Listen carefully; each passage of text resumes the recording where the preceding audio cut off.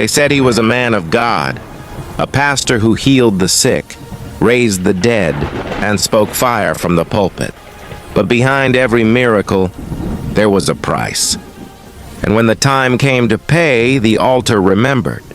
This is the story of Pastor Chukwudi, a man who reached for power in his darkest moment and found something waiting in the shadows to give it to him. But every gift demands a sacrifice.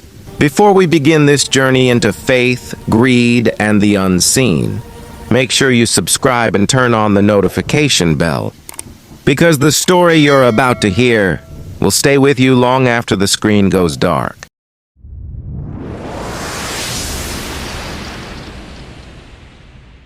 Rain poured heavily on the roof of the small Divine Mercy Ministry church, making a loud drumming sound that almost covered the pastor's voice.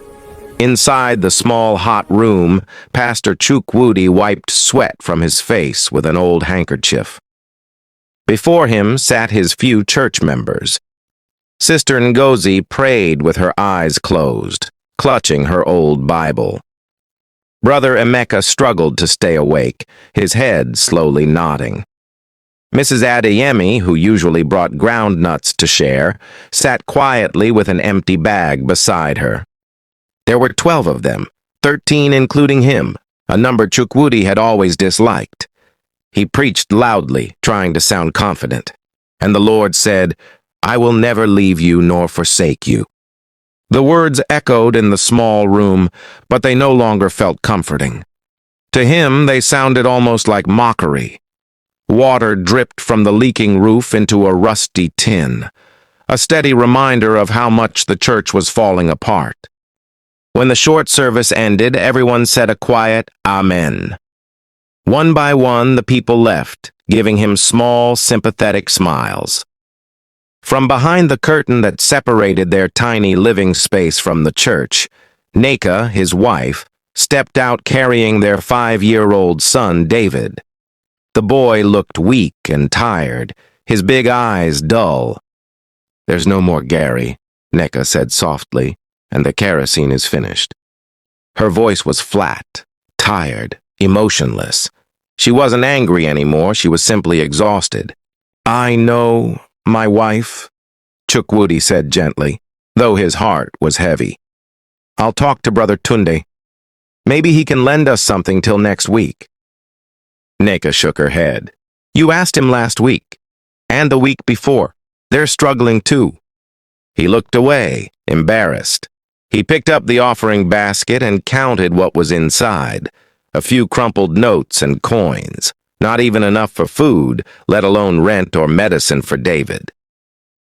He stepped outside into the wet evening. The rain had slowed to a drizzle. The smell of roasted plantain filled the air and made his empty stomach twist. He walked past bus parks and loud street vendors. Just a few buildings away, another church, Mountain of Fire and Miracles Ministry, was already full, their praise songs spilling into the street. He turned his eyes away and walked faster. He soon reached Brother Tunde's electronics shop. The little bell on the door rang as he entered. Tunde looked up from a broken radio and smiled. "Pastor, how are you? How is Madam and the boy?" "We're managing by God's grace," Chukwudi said, forcing a smile. "I was wondering if—" Tunde's smile faded. "Pastor, I respect you, but things are hard. My son's school fees—" "I understand," Chukwudi said quickly, his face burning with shame. "God will provide." He left before Tunde could say more. The rejection stung deeply. He walked aimlessly, rain soaking through his thin shirt. Mr. Bashiru, his loud neighbor, came to mind, the one who always mocked him. Bashiru sold fake perfumes and gin, but was doing well.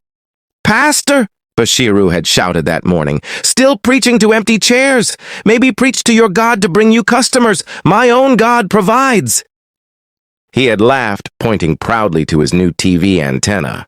Chukwudi sighed and kept walking until he stopped in front of a tall glass building with a shining banner. "The Celestial City of Wonders Ministries." Below it was the smiling face of Pastor Gabriel the Oracle Okon, his old schoolmate from seminary.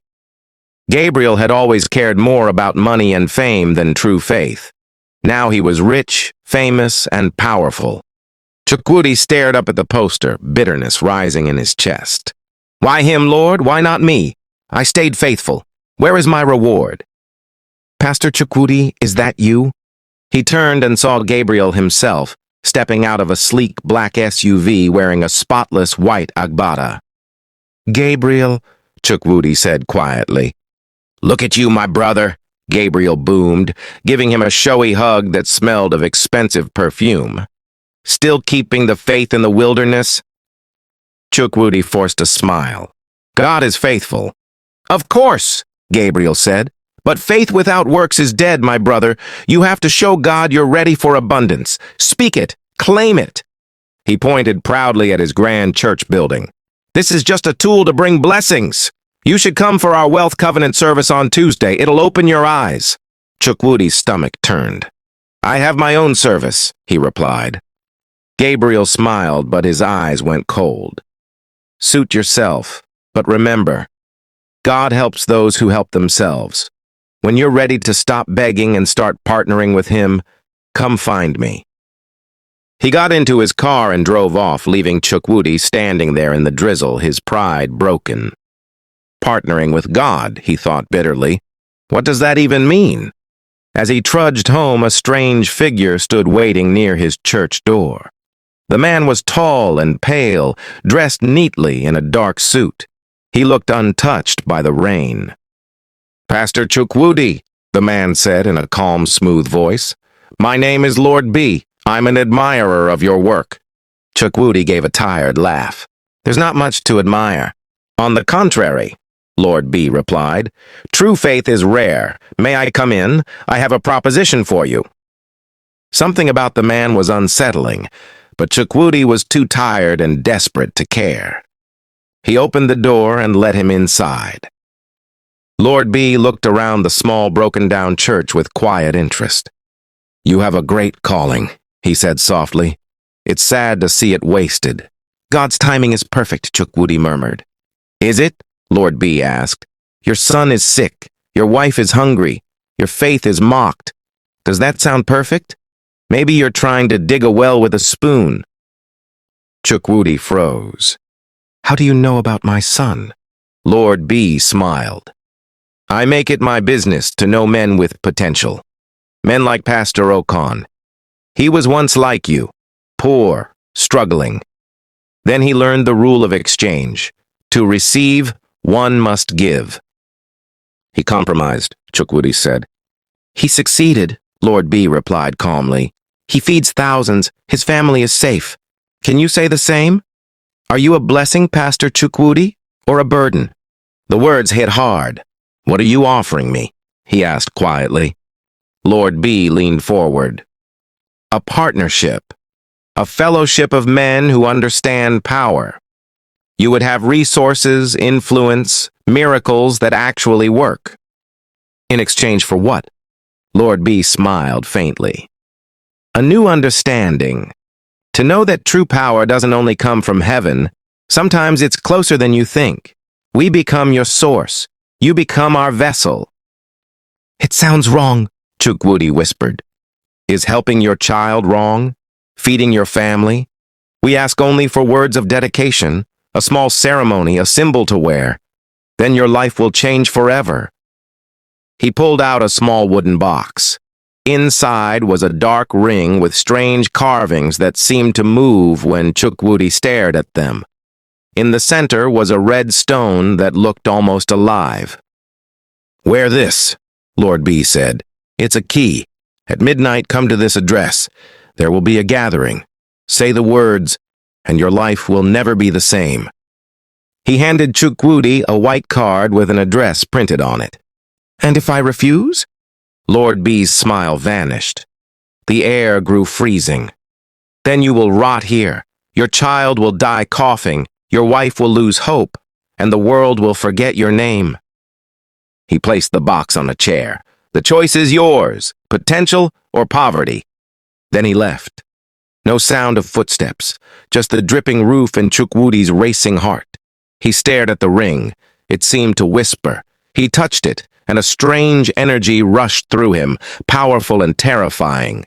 He saw flashes in his mind. A full church, wealth, his son healthy, his wife smiling. He slammed the box shut. "Get behind me, Satan," he whispered. He went behind the curtain. Neka sat rocking David, who was burning with fever. "Did you see Brother Tunda?" she asked weakly. He didn't answer. He just knelt beside them and prayed. He prayed with all his heart for healing, for a miracle, for a sign. Hours passed. Nothing changed. David's cough got worse. The silence of God was crushing. Near midnight, David started vomiting from the coughing. Neka's eyes filled with hopelessness. Not anger, just despair. That was what finally broke him. Chukwudi stood up, went to his desk, opened the drawer, and took out the box. He slipped the ring onto his finger. It felt warm, almost alive. "I'll get help," he said in a strange, steady voice. Then he stepped out into the night, the address burning in his pocket, the ring glowing faintly on his hand, not like a burden, but a promise. The road to the old warehouse on the edge of the city was quiet that night. The rain had stopped, but mist hung in the air, soft and thick like smoke. Chukwudi walked quickly, his shoes squelching in the muddy ground. The white card Lord B gave him had no name on it, just an address and a symbol that looked like a coiled serpent biting its tail. He almost turned back twice, but every time he thought of his son David gasping for breath, he kept going. When he reached the warehouse, he hesitated. Dim red lights glowed from the windows. Strange chanting echoed from inside. The gate was open. He stepped in. Inside, a group of men stood in a wide circle, each wearing dark robes and holding candles. In the center was a stone basin filled with something that shimmered like black oil. At the far end stood Lord B, calm and composed as always. His eyes caught the faint candlelight, glowing faintly like an animal's in the dark. "Welcome, Pastor Chukwudi," he said. "You came." "I came for my son," Chukwudi whispered. Lord B smiled. "Then you came for the right reason. Bring him forward." Two robed men stepped aside, and a small wooden altar was revealed. Plain but strangely alive, its carvings moving in the flickering light. Lord B raised his hands. "Tonight you are no longer a man struggling with heaven's silence. You are a vessel of power. But all power demands recognition. Say the words after me." Chukwudi hesitated. "Say them," Lord B said gently. "Your son's life depends on it." The words came, slow and trembling. "I give myself to the circle of light and shadow. My soul a vessel, my spirit a bridge. Let the power flow." When he finished, the candles flickered wildly. The air grew thick with heat and whispers. Lord B took a silver blade and cut his palm lightly, letting a drop of blood fall into the basin. "Now you," he said. Chukwudi's hand shook, but he did as told. His blood hit the black liquid and hissed. A sudden gust of wind blew through the warehouse, extinguishing all the candles at once. For a heartbeat there was darkness, then light, bright and fierce, pouring from the basin. When the light faded, everyone was gone. Only Lord B stood there, smiling faintly. "It is done," he said. "Go home, Pastor, your son is healed." Chukwudi reached home before dawn. The moment he stepped in, Neka ran to him, tears streaming down her face. "Chukwudi, look at David!" The boy was sitting up, eating the cold yam left from the night before. His cough was gone. His face was bright. Chukwudi dropped to his knees, overwhelmed. He held his son and wept. "It's a miracle," Neka cried. "God has done it!" But deep inside, Chukwudi felt something strange, a dull hum, like the echo of the chants from the warehouse. Still, he said nothing. He just hugged his son tighter and whispered, "Thank you, Lord." He didn't notice that the ring on his finger was glowing faintly red. That evening, just as the sun set, a knock came at the door. It was a young boy from the village, drenched from travel. "Pastor, I bring message from home," the boy said, panting. "Your mother, she passed away last night." The words fell like stones. Neka gasped and covered her mouth. "Jesus!" Chukwudi's mind spun. "No, that's not possible. I spoke with her 2 days ago." "She died in her sleep," the boy said quietly. "They said it was peaceful." He stood frozen, unable to breathe. His heart pounded as the realization crept in. The same night he said those strange words, his mother had died. He looked down at his hand. The ring shimmered faintly. Could it be connected? He didn't tell Neka his thoughts. He just nodded numbly and dismissed the boy. When the door closed, he stood there in silence for a long time. Later that night, he found Lord B waiting for him in the empty church. "You knew," Chukwudi said quietly, his eyes burning. "You knew my mother would die." Lord B's face was unreadable. "Everything in life is an exchange. Some fruits must fall for the tree to live." "You didn't tell me." "If I had, would you have come?" Chukwudi stared at him, trembling. "So my blessing cost my mother's life?" Lord B smiled faintly. "Your mother's spirit chose rest. Do not mourn too long. When the flood of blessings begin, you will forget this pain." Chukwudi felt anger rising, but behind it was fear. Fear of losing everything he had just gained. "What happens now?" he asked hoarsely. "Now," Lord B said softly, "you grow. You preach with power. People will come. Doors will open. But remember this, every year on the night of your initiation, you must renew your covenant. A simple act of remembrance." "What act?" "You will know when the time comes. Power reveals what it demands in due season." He turned and began to leave. Then, without looking back, he said, "Congratulations, Pastor. You have entered the circle. The first fruit has been received." The next morning, people began to flock to his small church. A crippled woman walked in and left without her crutches. A barren couple conceived within a month. Offerings filled the basket every Sunday. Divine Mercy Ministry became a name on everyone's lips. And just as Lord B promised, the pain of his mother's death slowly faded, replaced by the sweet intoxication of success. But sometimes when he prayed at night, he could still hear faint whispers coming from the ring on his finger, like his mother's voice calling softly from somewhere far away.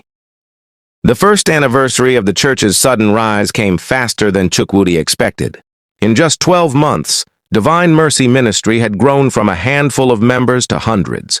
People filled the hall long before service began. The sick came, the barren came, politicians came. Everyone wanted a touch from the man of fire. Chukwudi had everything he once begged God for: fame, wealth, and power. But inside, he felt an uneasiness he couldn't explain. It began 3 nights before the anniversary. He was lying beside Neka when he heard a voice whisper softly in the dark. "The altar remembers." He sat up quickly, heart pounding. Neka stirred beside him. "What is it?" "Nothing," he said, forcing a smile. "Just a dream." But he couldn't sleep again. The voice lingered in his mind, cold and sharp. The next day, he received a message sealed in black. There were no words, only the same serpent symbol that had been on Lord B's card. He knew what it meant. The time had come. That night, he went back to the old warehouse. The candles were already burning when he arrived. The same group of men stood around the basin, silent. Lord B stepped forward. His smile had not changed. "Welcome back, Pastor Chukwudi." Chukwudi swallowed hard. "You said I must renew my covenant." Lord B nodded slowly. "Power must be kept alive. Every year your blood must speak again. This time the altar requires something personal, something that represents your strength." "What do you mean?" Lord B's expression was calm. "Your manhood." Chukwudi froze. "What?" It is the source of your seed, your legacy. That is what the altar wants. A portion of it, each year, as a reminder that your fruitfulness belongs to the power that raised you. Chukwudi's voice trembled. You didn't tell me this before I joined. Lord B's smile faded. Would you have listened? He turned to the basin, its surface rippling even though the air was still. Every gift has its price, Pastor, and the price of lasting power is surrender. Chukwudi stood there shaking. He wanted to walk away, but the memory of the empty church, the poverty, the shame, all returned like ghosts. Finally, he whispered, "What must I do?" Lord B raised his hand and the other men stepped forward. "Just a touch of blood," he said. "Enough to remind the altar that you still belong." The ceremony was brief. When it ended, Chukwudi felt weak and dizzy. Lord B helped him to his feet. "You will live, and your ministry will double again. Do not fear. The altar rewards loyalty." Chukwudi said nothing. He walked home in silence, his body trembling, his mind numb. That night, as he stood before the mirror, he saw the faint glow of the red stone on his ring. "The altar remembers," the whisper said again. He covered his ears and fell to his knees. "God, forgive me!" he cried. "I didn't know!" But the only answer was the sound of the rain outside. Years passed. The ministry grew beyond what anyone imagined. New branches opened across the country. His sermons were broadcast on television. People called him the Prophet of Fire. But each year, on the night of his initiation, Lord B's message came, a black seal, a silent summons.